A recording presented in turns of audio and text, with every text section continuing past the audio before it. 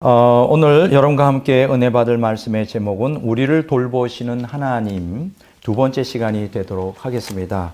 우리가 본문 말씀을 함께 읽도록 하겠습니다. 베드로전서 5장, 자, 다 같이 한번 찾아볼까요? 베드로전서 5장 6절에서 11절까지입니다. 함께 읽도록 하겠습니다. 그러므로 하나님이 능하신 손 아래서 겸손하라. 때가 되면 너희를 높이시리라. 너희 염려를 다 주께 맡기라. 이는 그가 너희를 돌보심이라. 깨어라. 너희 마귀가 우는 사자같이 두루다니며 삼킬 자를 찾나니 너희는 믿음을 굳게 하여 그를 대적하라. 이는 세상에 있는 너희 형제들도 동일한 고난을 당하는 줄을 알미라. 모든 은혜의 하나님 곧 그리스도 안에서 너희를 부르사 자기 영원한 영광에 들어가게 하신 이가 잠깐 고난을 당한 너희를 친히 온전하게 하시며 굳건하게 하시며 강하게 하시며 터를 견고하게 하시리라. 본능이 세세 무궁하도록 그에게 있을지어다. 아멘. 자, 지난번에 제가 여러분들과 함께 우리를 돌보시는 하나님이라는 제목으로 설교를 했는데요. 다시 한번 좀 리뷰를 하면 너희 염려를 다 주께 맡겨버리라. 7절에 이렇게 권면을 하고 있잖아요. 그 이유가 7절 하반절에 나옵니다. 그가 너희를 돌보심이라. 그러니까 우리가 염려를 주님께 맡겨야 되는 이유는 하나님께서 우리를 돌보신다는 거예요. 여기서 돌보신다는 것은 보살핀다, 언제나 이제 우리 생각으로 가득 차 있다. 그래서 우리의 생각으로 가득 차 계신 하나님께서 일일이 우리의 크고 작은 모든 일들을 보살펴 주실 것이다. 뭐 이렇게 본문 말씀이 우리에게 시사해 줍니다. 그러니까 여기 그 돌본다는 단어는 뭐 어떤 것에 대해 깊은 관심을 갖고 쉼 없이 보살피는 어떤 자애로움을 나타내는 것이죠. 그렇게 되면 우리 마음속에 이런 생각이 들죠. 자, 하나님이 이렇게 우리 생각으로 가득 차 있고 우리를 돌보시니 이제 우리는 아무 걱정이 없네. 우리 주님의 보호하심과 공급하심, 애정어린 그 돌보심 속에서 우리는 이 땅에서 고난 없이 편안하게 살지 않겠는가, 이런 기대를 해봅니다. 또 많은 기독교인들이 그렇게 생각을 합니다. 자, 그런데 의외로 오늘 본문 말씀에서 조금 밑으로 내려가면 8절과 9절에 보면 근신하라라고 우리에게 경각심을 환기시킵니다. 깨어라, 너희 대적 마귀가 우는 사자처럼 산길 차를 찾는다. 그러므로 믿음을 굳게 하여 그를 대적하라. 왜 이런 말씀을 했을까? 왜 돌보신다는 그 말이 멘트가 앞에 나왔는데 또 8, 9절은 갑자기 우리 마음을 어둡게 만드는 마귀가 삼킬자를 찾아 돌아다니고 있으니까 깨어 있어야 된다는 얘기를 할까요? 믿음을 굳게 하라. 그러면서 9절에 보면 이 땅에 있는 너희 형제들도 동일한 고난을 당하였다. 고난 얘기가 나온단 말이에요. 의외죠. 아니야, 염려를 다 맡겨버리라. 그러면서 6, 7절에 그 하반절에는 돌보신다. 우리 생각으로 가득 차 있다. 그러면 거기서 끝나야 되는데 왜 우리가 믿음을 굳게 하고 고난을 당한다는 이 말이 도대체 무엇을 의미할까?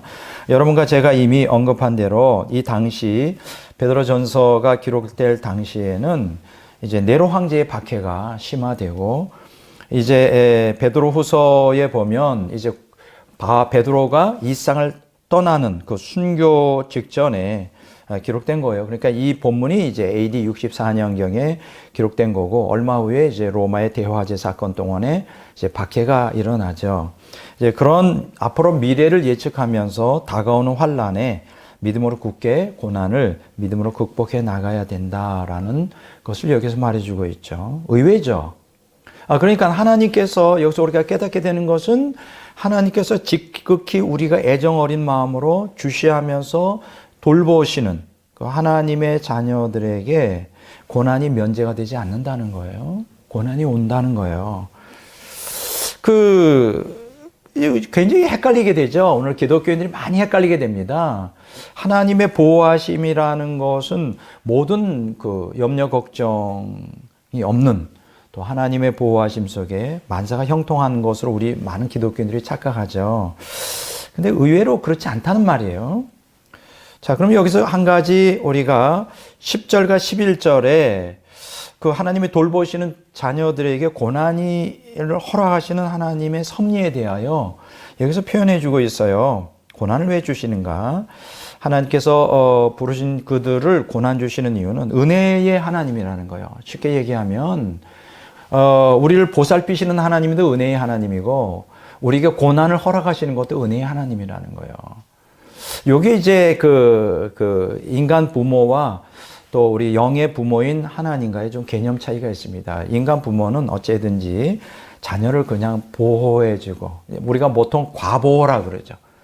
그들에게 고통이 오지 않도록 주로 이렇게 그런 개념을 우리는 갖고 있어요. 그러나 하나님은 일방적으로 그냥 보호만 해주시는 무책임한 부모가 아니고요.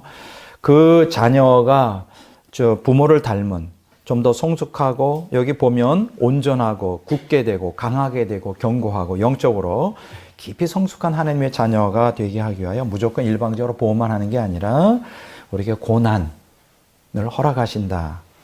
그것은 결국 은혜의 하나님이기 때문에 그렇게 하신다는 거예요.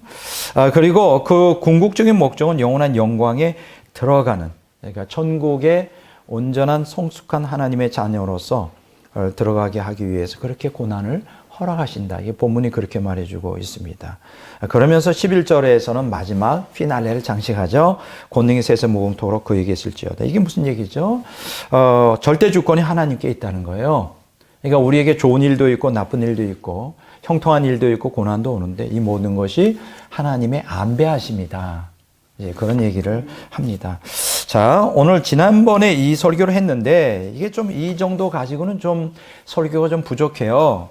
조금 오늘 왜 오늘 이 땅에 고난이 있는가? 더 나아가서는 특별히 뭐 악인들이 당하는 고난에 대해서는 충분히 납득이 되는데 그 무고한 어린아이들이나 선한 사람들이 당하는 고난에 대해서 우리가 많은 의구심을 갖게 되고요. 더 나아가서 예수님을 잘 믿는 정말 하나님께서 아끼시고 귀하게 여기시는 하나님의 자녀들에게 왜 고난이 있는 것인가?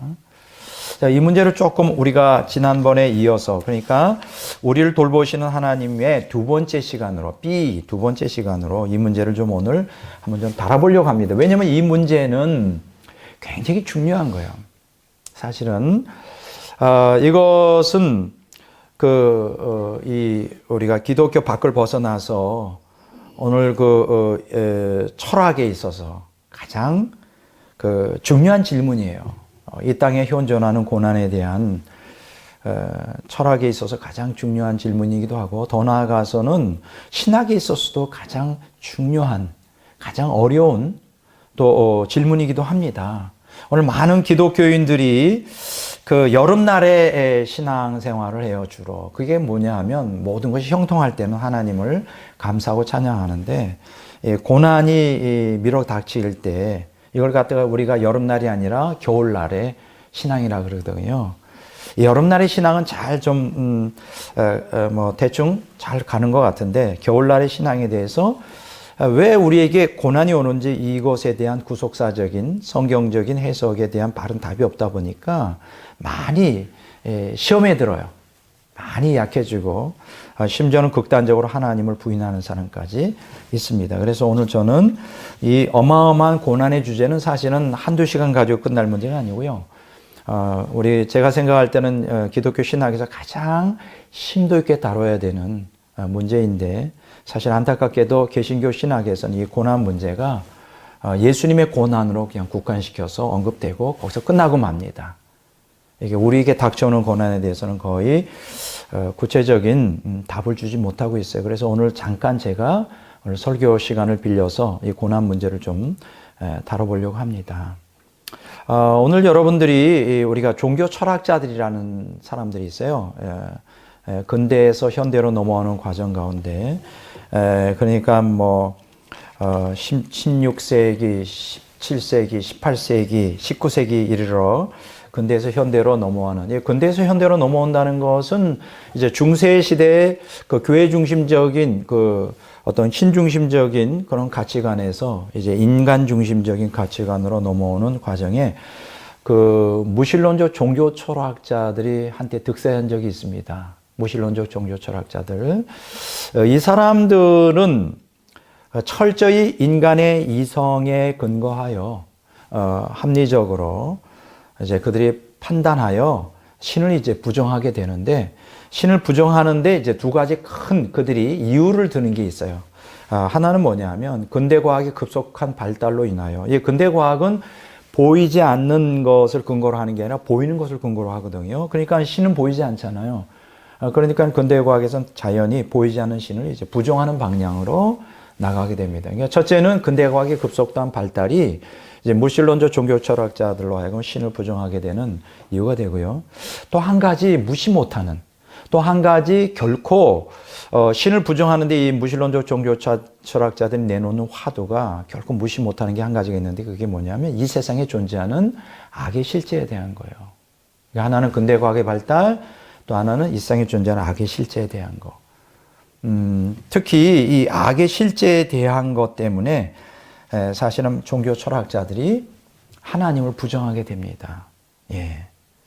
그들의 논리는 뭐 얼마든지 인간의 이성으로 이해가 돼요. 뭐 예를 들어서 하나님이 존재하시다면 악을 피하는 방법을 아실 것이고, 그렇죠? 다 알고 계실 거 아니에요. 전능하시다면 뭐 악을 없앨 수 있을 것이고, 당연하지 않습니까? 선하시다면 악이 발생하는 걸 원하지 않을 것이고, 그렇죠? 성경에는 하나님이 전지하시고 전능하시고 선하다고 가르치는데 현실은 그렇지 않죠?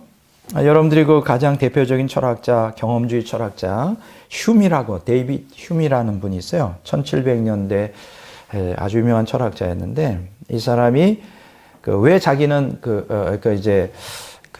휴미 이제 그의 책을 통하여 그 자연 종교에 대한 어떤 그 대화라고 하는 책이 있어요. Dialogues Concerning Natural Religion이라는 책에 보면 거기에서 그 아주 고대에 하니까 BC 340년에서 270년 사이에 그 에피큐로스라고 하는 위대한 철학자가 한 사람이 있었습니다. 그러니까 그리스의 위대한 철학자인데, 이 사람이 그 신에 대하여 의문을 제기한 걸 그대로 카피해서 이제 우리에게 전달해 줘요.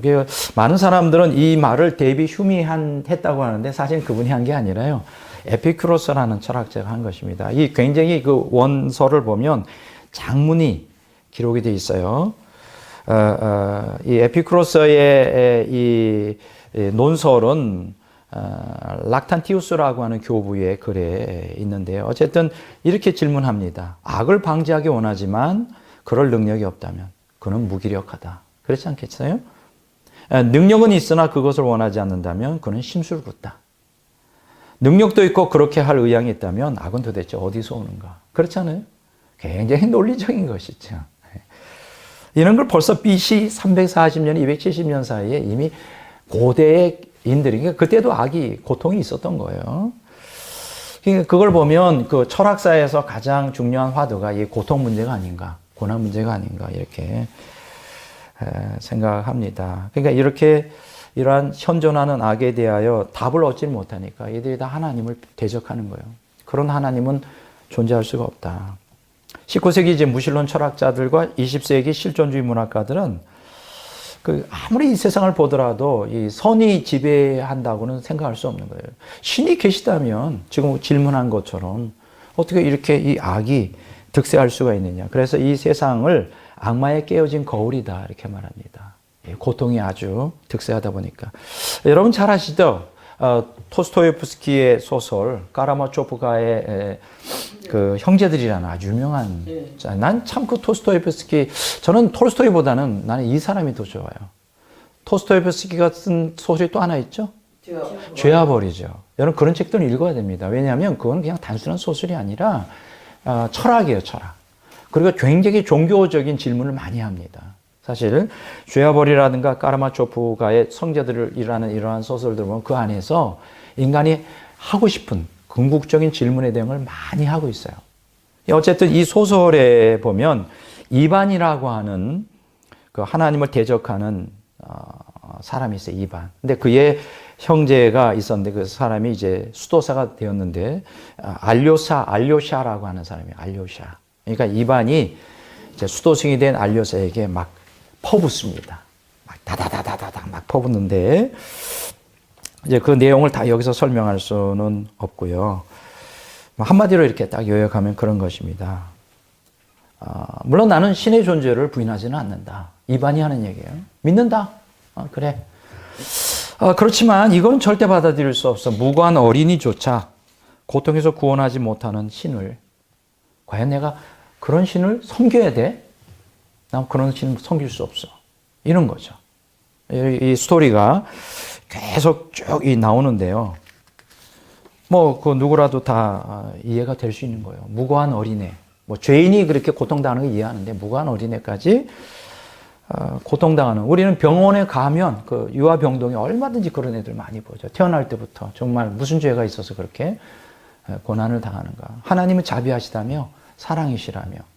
사실 그런 질문을 할 때 말문이 막힐 수가 있습니다. 우리가 이렇게 편안한 상태, 사실은 우리 주변에 그렇게 극한 고난을 당하는 사람이 없을지도 몰라요. 없으니까 잊고 살아서 그렇지 사실 나 본인으로부터 해서 형제자매들, 부모, 더 나아가서는 친척 가운데 그런 고난당하는 사람도 있을 때 이런 의문이 자연히 떠오를 수가 있습니다. 그 유대교 아주 유명한 랍비가 있어요. 보로비치라고 하는 유명한 사람이 있었는데 이제 이 사람은 1924년에서 2016년까지 살았는데 이 사람이 히틀러에 의한 유대인 대학살을 주제로 유대인이 쓴 가면이라는 책을 1973년에 출판합니다. 이런 얘기를 해요. 무슨 얘기를 하느냐. 대학살을 허용하고 그것에 침묵하며 그 학살의 현장에 나타나지 않은 그런 신은 신봉할 가치가 없다. 대단하죠. 저돌적이죠. 사실 아마 많은 이 사람은 유대교인이에요. 많은 기독교인들도 겉으로는 표현 안 하지만 이런 의문을 가질 거예요. 나를 보호해 주시지 못한 하나님은 내가 섬길 가치가 있을까? 그렇죠?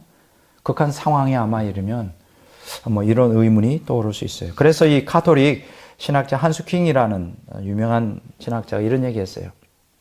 악의 처참함이 신의 존재를 부정케 만드는 무신론의 암초다. 무신론의 암초와 같다 그랬어요. 그러니까 이 땅에 범람하는 이 악, 그것을 인한 처참함이 하나님을 부정케 만드는 암초라는 거예요. 암초. 여러분 어떻게 생각합니까? 참 이게 쉬운 말은 아닙니다. 이런 문제는 오늘 불신자들이나 또 기독교 밖에 있는 사람들만 질문하는 게 아니에요. 성경에도 보면 고대로부터 우리가 이해할 수 없는 고통, 고난, 악이 범람하는 이 상황 가운데서 하나님의 침묵을 굉장히 고통스러워했던 많은 신자들이 있었어요. 예를 들면 그 욥기 21장도 욥이 그런 질문을 많이 합니다. 왜냐하면 그 욥의 세 친구가 와서 그런 얘기해요. 그때 당시엔 그런 게 있었어요. 왜 우리가 고난을 당하느냐? 하나님 뜻대로 안 살았으니까.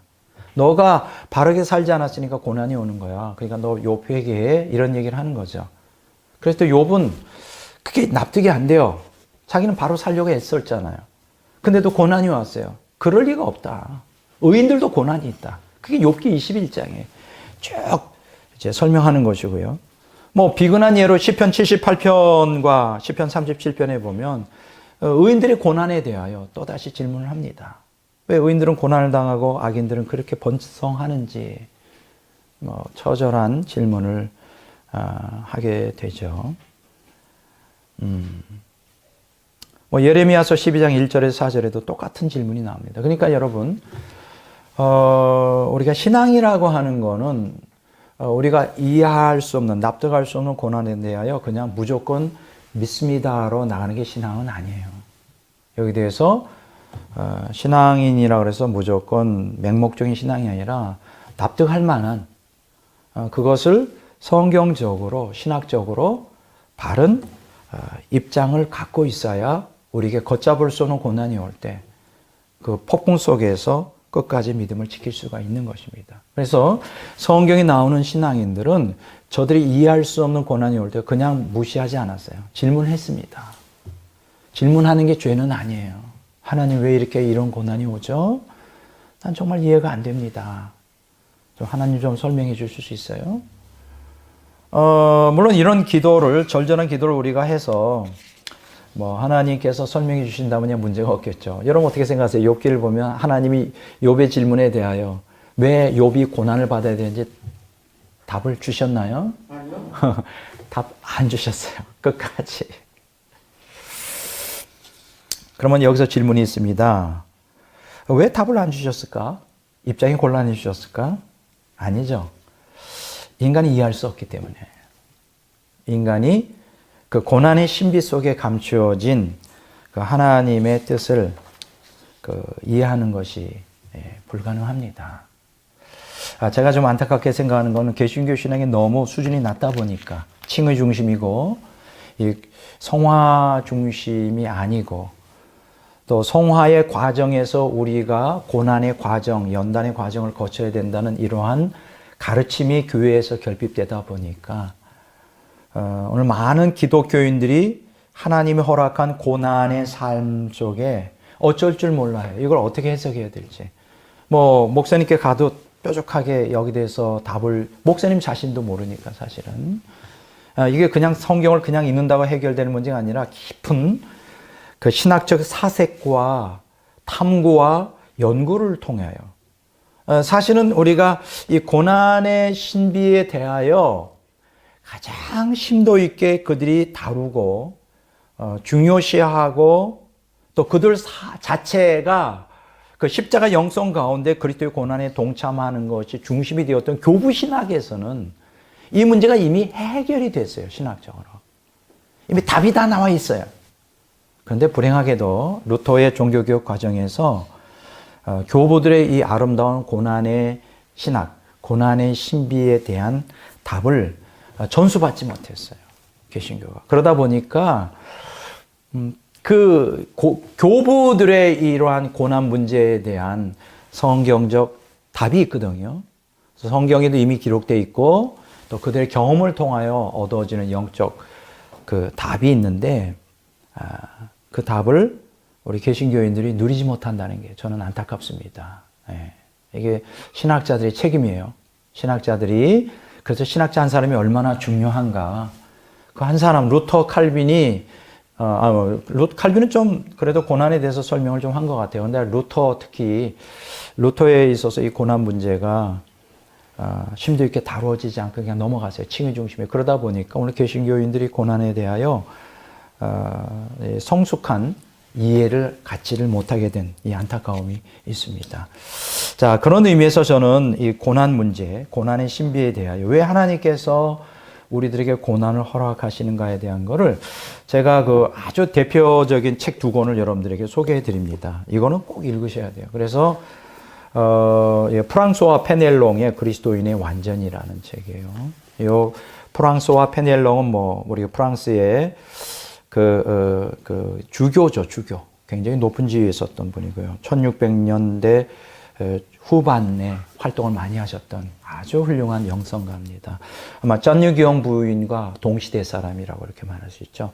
제가 이 책을 읽어보면 고난의 신비에 대하여 정확하게 간파하고 있고요. 제가 오늘 간단하게 요약을 해드리겠어요. 두 번째, 이것과 견줄 만한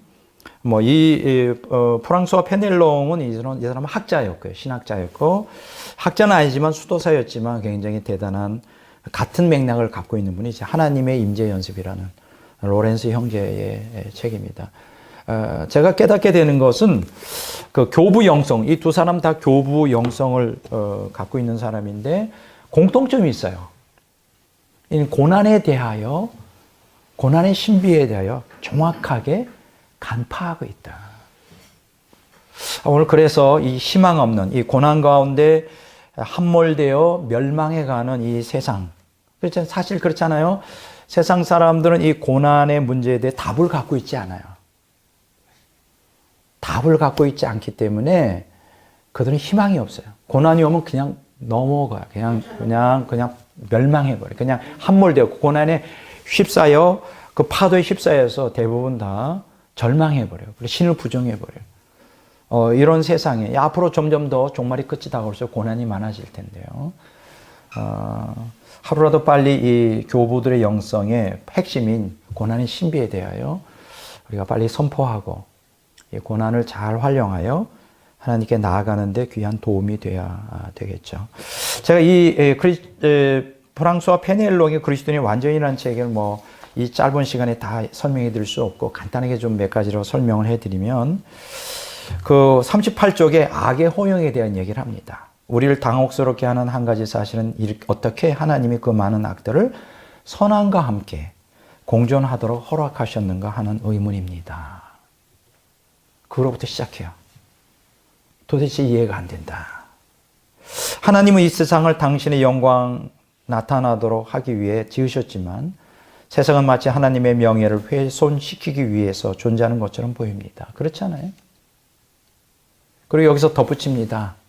세상도 그렇게 악이 성행하는데 교회 안에서도 의인보다는 악인들이 교회 안에서도 착한 사람, 선한 사람보다 악한 사람들이 더 득세를 하고 아주 절망을 내게 가져다주는 이런 상황이다. 쭉 고난에 이 악으로 인한 고난에 대해 쭉 설명을 합니다. 근데 거기서 끝나지 않죠. 그럼 왜 하나님께서 고난을 허용하셨느냐는 거죠. 분명히 이유가 있을 거 아니에요? 고난을 허용하신 이유가 있을 거 아니에요? 하나님이 능력이 없어서 고난을 허락한 건 아니죠. 그렇기 때문에 우리 믿을 필요가 없죠, 하나님이. 분명히 이유가 있을 것이다. 왜 이유가 있느냐에 대해서 40쪽에서 이렇게 얘기합니다. 그러나 하나님이 허락하신 악을 통하여 하나님은 얼마나 풍성한 복을 끌어내시는지요. 그러니까 하나님께서 이 땅에 고난이 유익이 없었다면 허락하지 않았을 거라는 거예요. 그럼 허락했다는 것은 뭔가 구속사적으로 우리에게 유익이 있기 때문에 허락하셨다는 거예요. 그래서 여기서 그것을 표현해 주고 있어요. 그 풍성한 복을 끌어낸다는 거죠. 악에서. 희한하죠? 우리는 보통 풍성한 복 하면 선에서 끌어내는 걸 얘기하잖아요. 물론 하나님께서는 선에서도 풍성한 복을 끌어냅니다. 그래서 더 놀라운 것은 악에서도 끌어낸다. 와, 이거 대단한 것이에요. 이건 정말 대단한 거예요. 하나님이 아니고서는 어느 누구도 어떻게 악에서 선한 것을 끌어낼 수 있겠습니까? 하기야 이게 얼마든지 이해가 돼요. 우리가 이 악한 세상 속에서 그렇잖아요.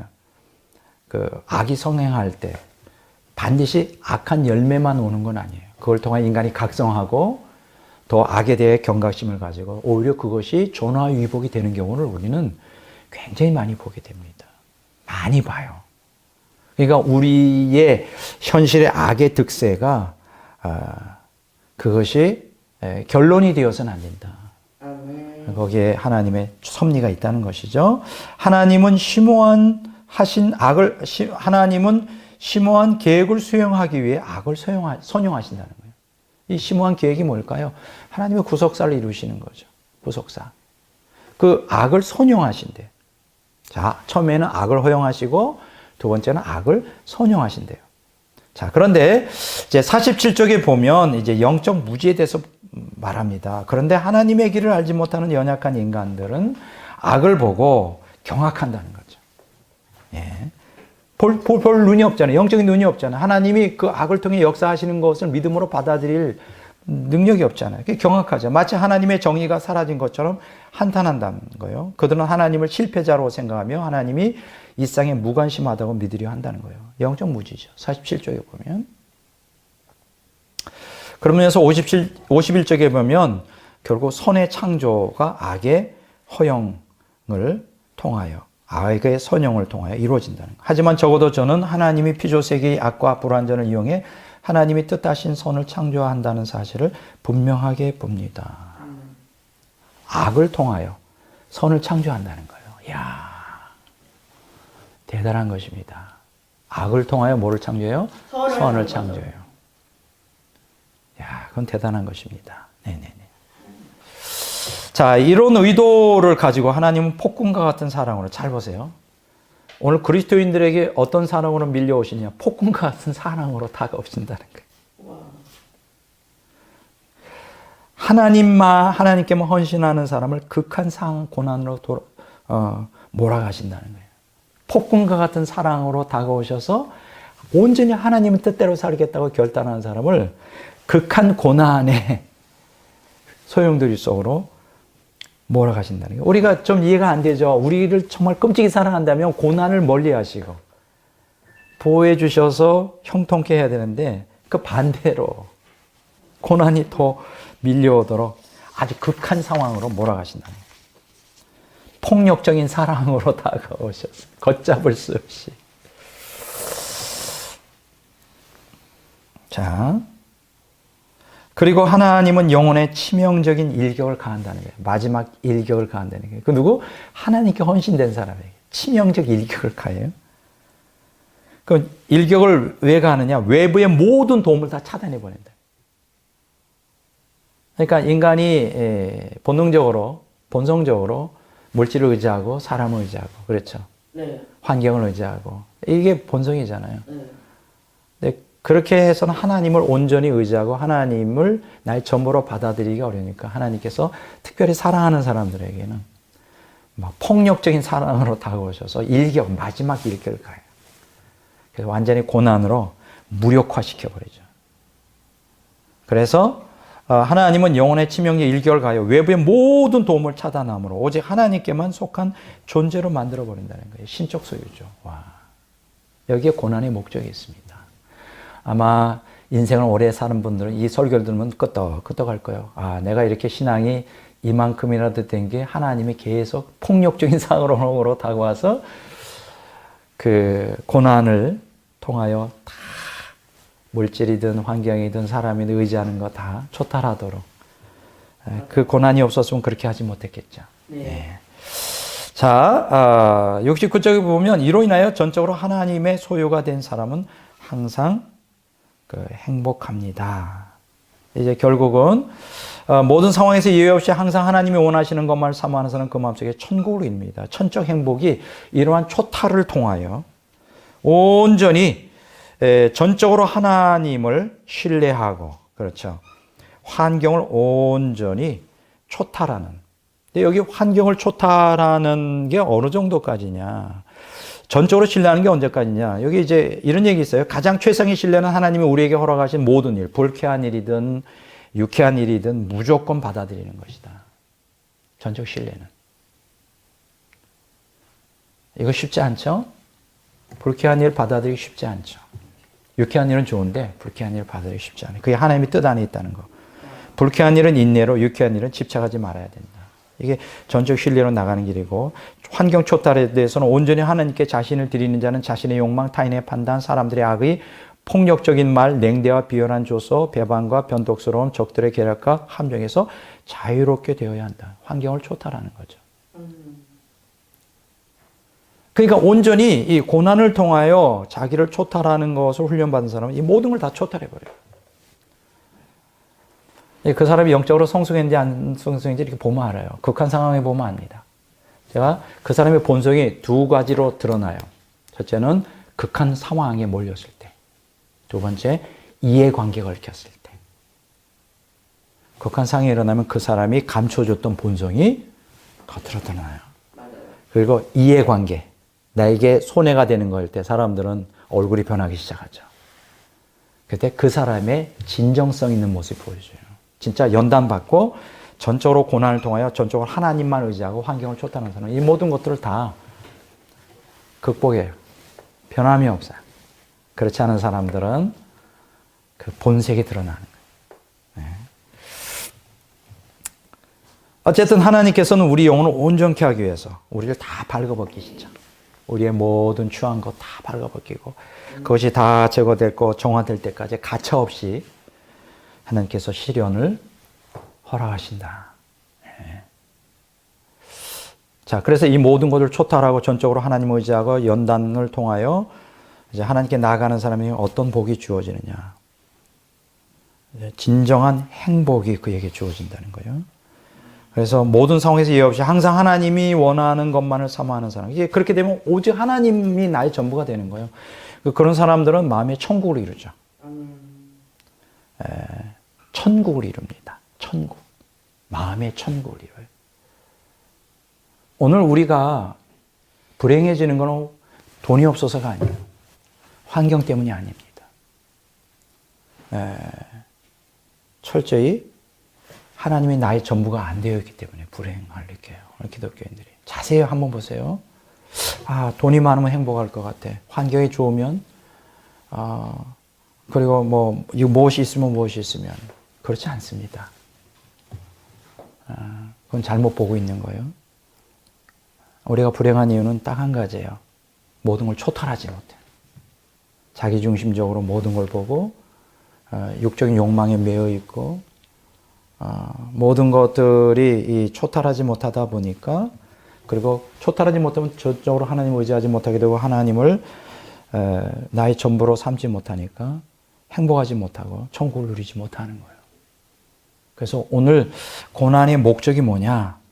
우리로 하여금 행복한 존재 되게 하기 위하여. 천국을 이 땅에서 누리고 하나님과 생명으로 연합하게 하기 위하여 고난을 주신다. 이게 고난의 신비예요. 근데 오늘 많은 기독교인들이 이걸 몰라요. 깨닫지 못한다는 거예요. 뭐 불신자는 완전히 모르죠. 그거 어떻게 알겠어요, 그런 사람들이.